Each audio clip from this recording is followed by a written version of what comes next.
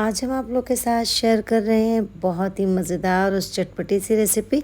जब आपका कुछ बनाने को दिल ना चाहे, सब्ज़ी ना बनाने को दिल चाहे और ये दिल करे कि बहुत ही चटपटा हो और झटपट बन जाए, तो आप इस रेसिपी को ज़रूर ट्राई करिएगा।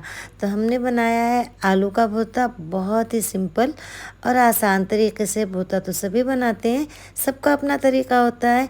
आप एक बार मेरे तरीके से ज़रूर ट्राई करिएगा। बहुत कम इंग्रेडिएंट के साथ बहुत ही ज़बरदस्त सा ये भुर्ता बनकर तैयार होता है कि आप 2 की जगह 4 रोटी खा जाएं, इतना ज़्यादा ये टेस्टी लगता है खाने में। तो ट्राई ज़रूर करिएगा। अस्सलाम वालेकुम, कैसे हैं आप लोग? उम्मीद है आप अपने घरों में शाद और आबाद होंगे।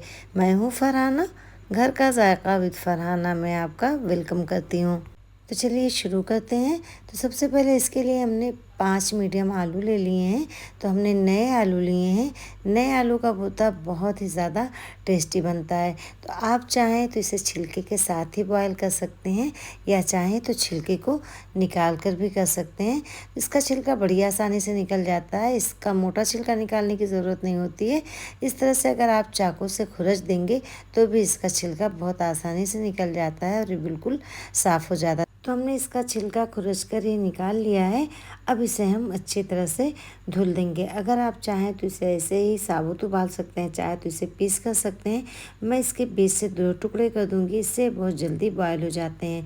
अब मैंने कढ़ाई में पानी डाल दिया, उसमें आलू डाल देंगे कि आलू अच्छी तरह कवर हो जाए, और लिड को लगा कर रख देंगे इसे गलने तक के लिए। जब तक आलू हमारे गल रहे हैं, इधर मैंने ज़ीरा ले लिया 1 टीस्पून, 3 साबुत लाल मिर्ची ले लिए हैं। इसे रोस्ट कर लेंगे, धीमी आंच पे भूनना है इस तरह से, और उसके बाद निकाल लेंगे हम इसे, और इसे हम कूट लेंगे। इसको बारीक नहीं पीसना है, पाउडर नहीं बनाना है। इस तरह से खलबट्टे में आप पीस लें इसे, ताकि ये दरदरा सा मोटा सा पाउडर बन जाए। बिल्कुल इस तरह से बहुत ही ज़बरदस्त टेस्ट आता है, इसे डालने से बहुत ज़बरदस्त फ्लेवर आता है। अब हम इसे एक प्याले में निकाल लेते हैं। इधर आलू भी हमारा बॉयल हो चुका है, चेक कर लेते हैं। तो देखिए आलू अच्छी तरह से गल चुका है। अब इसे पानी से निकाल लेते हैं, और जब ये गरम गरम ही रहेंगे तभी इसे हम मैश कर देंगे। इसे बहुत ज़्यादा पेस्ट की तरह नहीं बनाना है। इस तरह से मैंने इसे चम्मच से ही फोड़ लिया है, ताकि इसके टुकड़े टुकड़े बारीक टुकड़े हो जाएँ। जब ये टुकड़े हो जाएंगे तो इसमें हम डाल देंगे हरी मिर्च। तो मैंने 7 से 8 हरी मिर्च डाल दी है, बिल्कुल बारीक चॉप करके। आप जितना खाते हो डाल सकते हैं। अब हम इसमें शामिल कर देंगे भुनी और कुटी लाल मिर्च और ज़ीरा, जो कि हमने रोस्ट कर लिया था, उसे शामिल कर दिया। हरा धनिया डाल देंगे, तो ढेर सारा हरा धनिया डालें।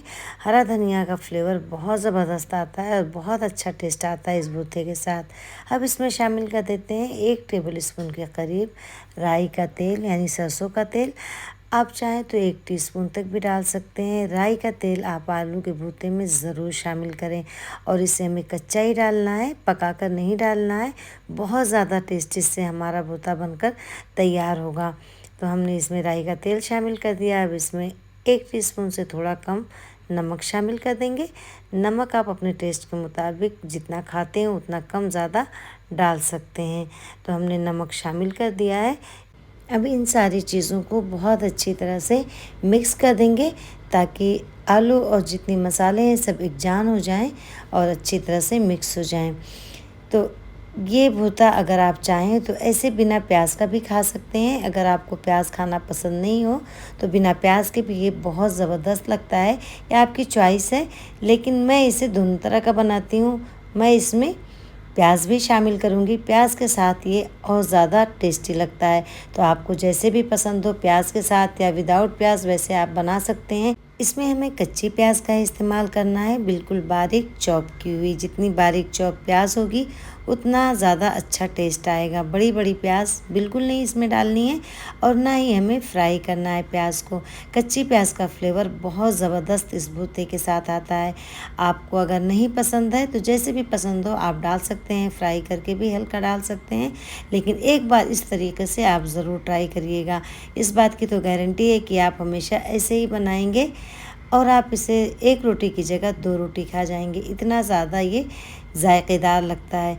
तो एक बार मेरे तरीके से ज़रूर ट्राई करिएगा। रेसिपी पसंद आए लाइक शेयर सब्सक्राइब करना ना भूलिएगा। बेल आइकन को भी ज़रूर प्रेस कर दीजिएगा ताकि मेरी हर आने वाली वीडियो का नोटिफिकेशन सबसे पहले आप तक पहुँचे। मिलते हैं कैसी अच्छी सी और नई सी रेसिपी के साथ। दुआओं में याद रखिएगा। तब तक के लिए मुझे दीजिए इजाज़त। अल्लाह हाफिज़।